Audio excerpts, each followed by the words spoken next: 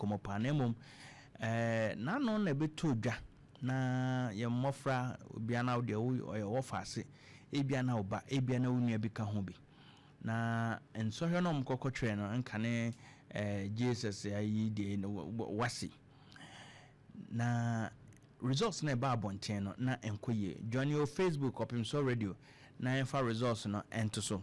na ehwe ade mu amwo ho no nso no ye begibre na yakenkan ede amamu na ankoye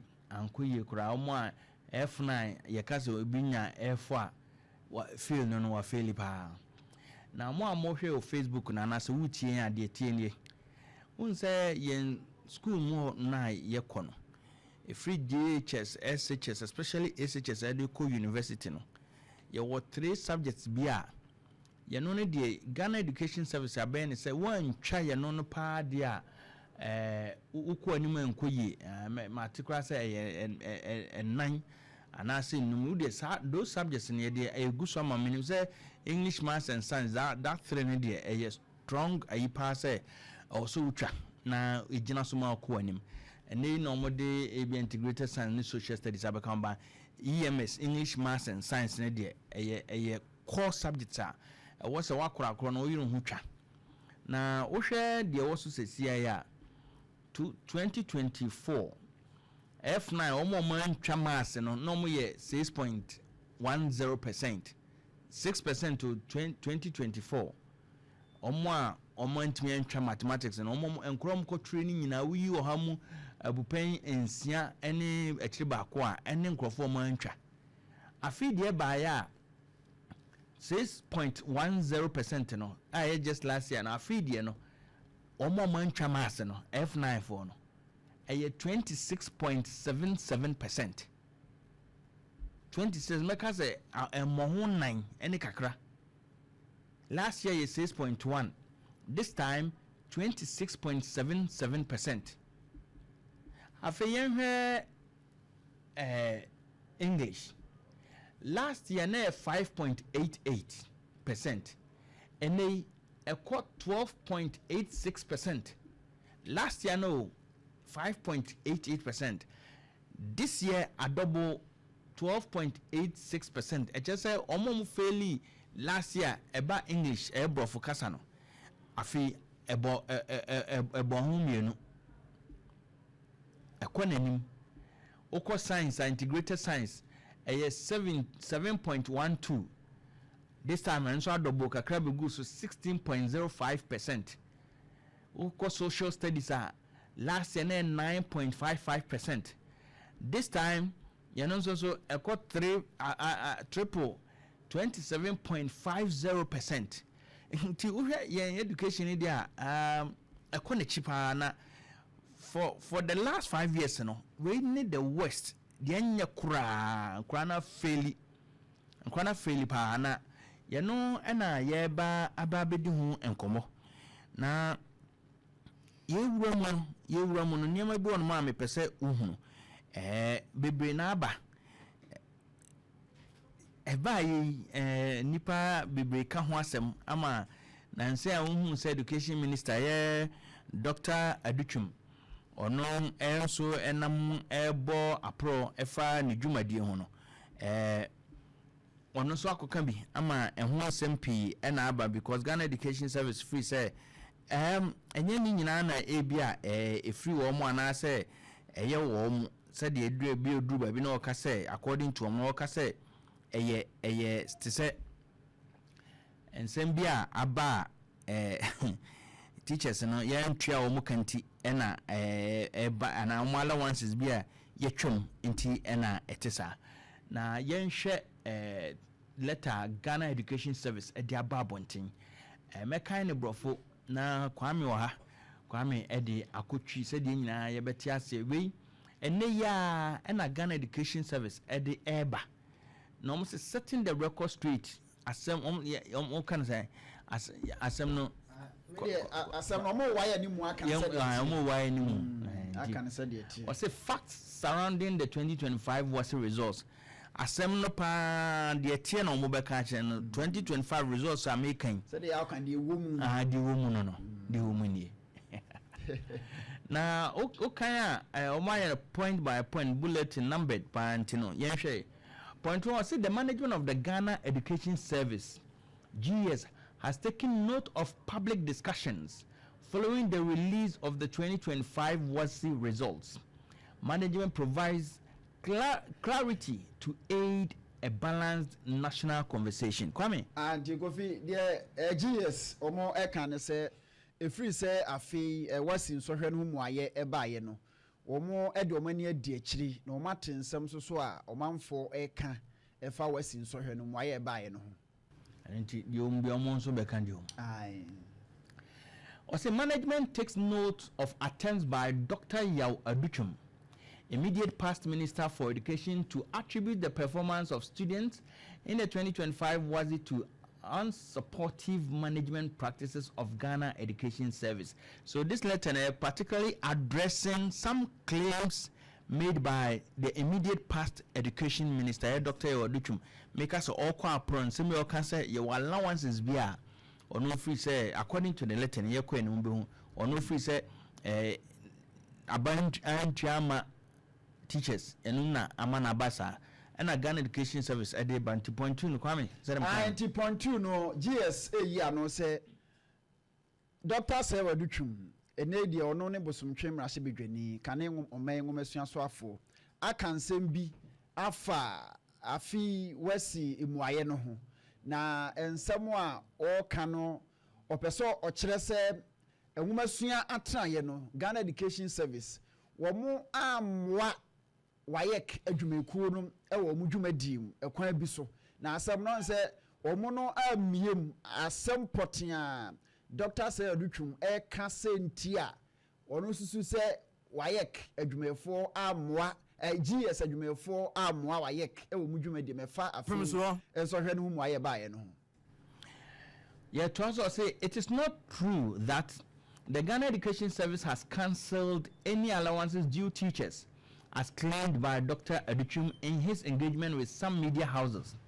Indeed, the Controller and Accountant General's Department has publicly clarified reasons for the non-payment of the November allowances for teachers. The omo kan say adekere dwuma mu no enche kura na kane mampani anase kane aban no de ba yesa chekere fu no hia se omutimi pem ko manimu yi enti odi bibia ba o say professional allowance enti hye mu no de ade so anka bosumi du ba ko bia mu no na agya wagya aguma ma wo mu na omo de abo mata so akama na afi dia na wosanka eba no eye bosumi du ba ko twa mu nche se no eye twa mu ye aban no entua amfa ma wo num aban no enam GS adwumeko so be kasa kire manase controller adwumefo so kire mu sei na nkomo ye ho adwuma nanso koduru ekwan mu no akwantimfi ena hihye bi ekoti awo no mse technical challenges jese niam ba ko mienu bi na ankoyi ewo ne hihye mane omo kire so omo ne ho hihye nyina ekoma kirekirefo yanka beka omakatua bosome nkomo gye no ho nanso ekabrekuma bi ena omantima mfa ma omo nti Dr. Sayadutwum be kase sa allowance ni nti sa nwanam nkuma ni nti na de how bi aba na nya sunsuanso bi wa fi WASSCE so hwe no so a omo kire se GS kire se nya no kure. Ghana Education Service urges the public to disregard the statement made by the former minister Dr. Aduchum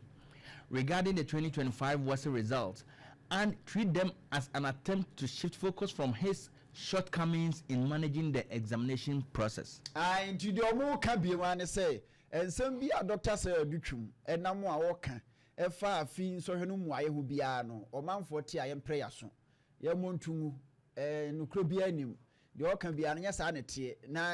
GS na say nwumasuansem no ha wo hodada wono kwa no wote so bi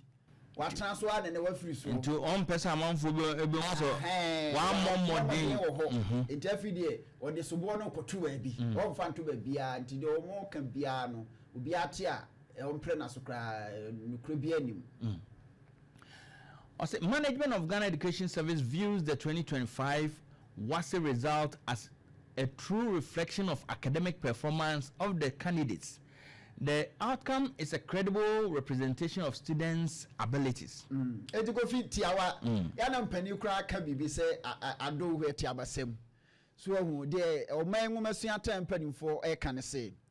afi mu aye ba free WASSCE ensohwe no mu a wabobɔ so a kyerɛ sɛ F9 ne de em sɛ bebiri nya senketo a eno no o man nwoma sua tempanimfo kyerɛ sɛ enkwada no omomode mbɔ pa afi ne hu no kure no afi ne hu sɛ ye ma no ye nananom ye nuanom omkɔtena ase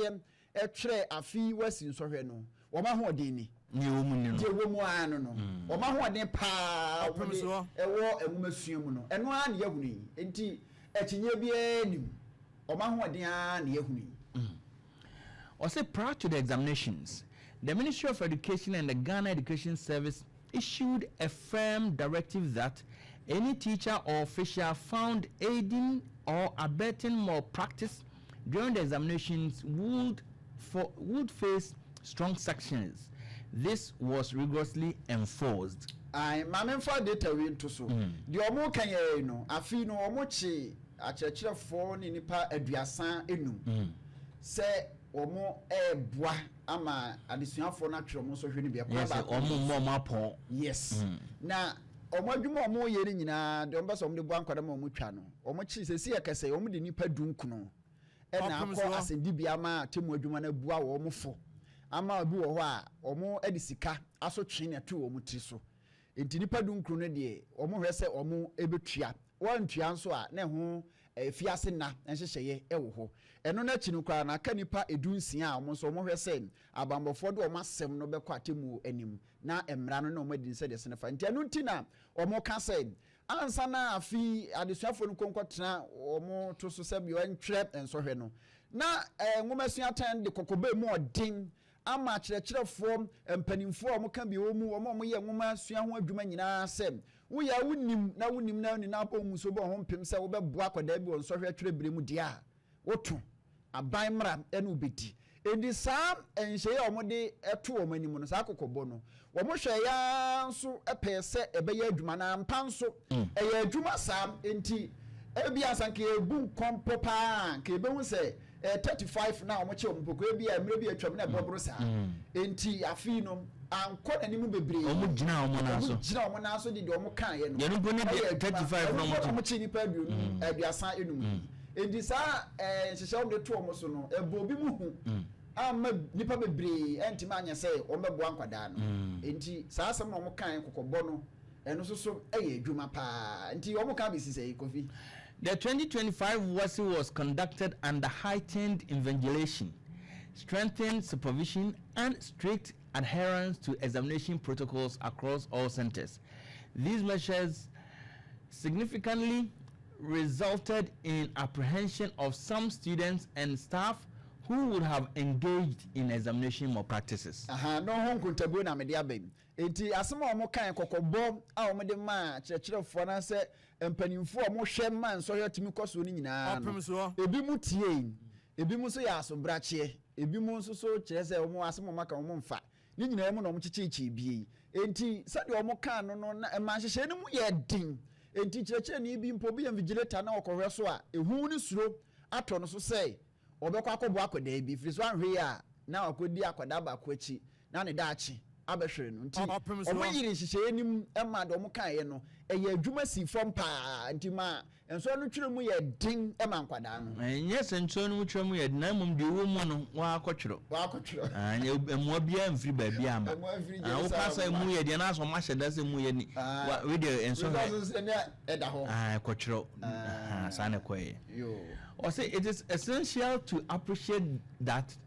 the outcome is a direct demonstration of the trend towards restoring integrity of the examination process. A credible examination system serves the best interest of our students, our schools, and the nation. The woman was like a beam and said, "The Yahoo name, I castle do na duntro. The Bimuso dear or Modo to so. Nina no my Yahoo kind Yahoo mino, ye mano. Omo nso ho twere num o ma ho odin e na omo modin na basa nso a ebeboa yem ama ye nso hwe na ni monyam no atimi agyina ne mudie ebize Kofi WASSCE na ye twere ye se West Africa egyina je se nya Ghana hankoa na ye twere na fan se bi yesusu se we mu de mudi nkunimpa na bi a na akyerɛkyerɛfoɔ boa wɔn mu nti apɔ nko ara na wɔn de twerɛ ya yɛnya saa edi no wɔ international space a egu yɛn anim ase so on say Ghana koraa de otwa koraa na nsɛnsɛm sɛ Ghana foɔ na yɛ questions no ha unlike the time na West Africa nyina na msɛ na nsɛ no mpɛ so Ghana is go back to send the Ghana etro no na Nigeria etro no na Cote d'Ivoire etro em say du baabi na Ghana yenya yeseti exams first and so I think here time na the etro no na Nigeria any West African much anyway young enjom pese ensohwe nimudie no ejina brane ene de omu an yebehu na yehu ne saa ne yehu sa ampa asem no enokre ene de ato baabi eda na ma oman no yensohwe twero no nanimonyam ensipi ne nsita. As Ghana moves away from the Ghana-only WASSCE introduced under the previous administration to take the international WASSCE, written by all West African member countries in May and June 2026, management of Ghana Education Service admonishes students to prepare very well for the examination. Ntina nana o kan de ato so no. Said na kanina ensohwe na nkasa no exams questions no esi etie no na ese de say aba ye mamu kwa questions so hu enti ye mamu kwa questions edini kra na West African Senior Secondary Certificate Examination enti WASSCE no na West Africa yes education services no makan boom sa enti adwuma omo ye no enam say ye de enko aye enti no kokobɔ no so no ebi koma adesuafo no pa say omo ehwe yie na omo mo abo omo ho yie e won sohwe no atwirim